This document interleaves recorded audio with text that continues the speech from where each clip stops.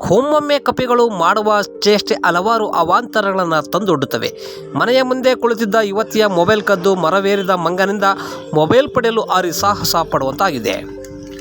ಚಳ್ಳಕೆರೆ ನಗರದ ಸೋಮಗುದ್ದು ರಸ್ತೆಯ ನಗರಸಭೆ ವಸತಿ ಗೃಹಗಳ ಮುಂಭಾಗದಲ್ಲಿರುವ ಮೆಗ್ಗನಾಯ್ಕ ಎನ್ನುವರ ಪುತ್ರಿ ತಮ್ಮ ಮನೆಯ ಮುಂದೆ ಮೊಬೈಲ್ ಫೋನ್ ಹಿಡಿದು ಕುಳಿತಿದ್ದಾಗ ಅಲ್ಲಿಗೆ ಬಂದ ಕಪಿರಾಯ ತನ್ನ ಕಪಿಚೇಷ್ಟೆಯನ್ನು ತೋರಿ ಯುವತಿಯ ಕೈಯಲ್ಲಿದ್ದ ಮೊಬೈಲ್ ಫೋನನ್ನು ಕದ್ದು ಮರವೇರಿದ್ದಾನೆ. ಕಪಿರಾಯನ ಮನವೊಲಿಸಲು ಹಲವು ಸರ್ಕಸ್ ಮಾಡಲಾಗಿದೆ.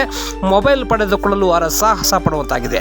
ಯುವತಿಯ ನಂಬರ್ಗೆ ಕರೆ ಮಾಡಿದಾಗ 2-3 ಬಾರಿ ಆ ಕಪಿ ತನ್ನ ಕೈಯಲ್ಲಿದ್ದ ಮೊಬೈಲ್ ಫೋನ್ ಬಟನ್ ಅದಿಮಿ ಫೋನ್ ಕರೆಗಳನ್ನು ಕಟ್ ಮಾಡಿದೆ. ಕೊನೆಗೆ ಪಟಾಕಿ ಸಿಡಿಸಿ ನಂತರ ಕಪಿರಾಯ ಮೊಬೈಲ್ ಫೋನನ್ನು ಮರದಿಂದ ಕೆಳಗಡೆ ಹಾಕಿದೆ. ಇದರಿಂದಾಗಿ ಮೊಬೈಲ್ ಫೋನ್ ಸ್ಕ್ರೀನ್ ಸಹ ಒಡೆದು ಹೋಗಿದೆ. ಇತ್ತೀಚಿನ ದಿನಗಳಲ್ಲಿ ನಗರದಲ್ಲಿ ಕಪಿಗಳ ಸಂಖ್ಯೆ ಹೆಚ್ಚಾಗಿದ್ದು ಮಹಿಳೆಯರು ಹಾಗೂ ಮಕ್ಕಳರು ಅಂಗಡಿಯಿಂದ ಪ್ಯಾಕೆಟ್ ಹಾಲು ತೆಗೆದುಕೊಂಡು ಹೋಗುವಾಗ ಕಸಿದುಕೊಂಡಂತಹ ಪ್ರಸಂಗಗಳು ಬೆಳಕಿಗೆ ಬಂದಿವೆ.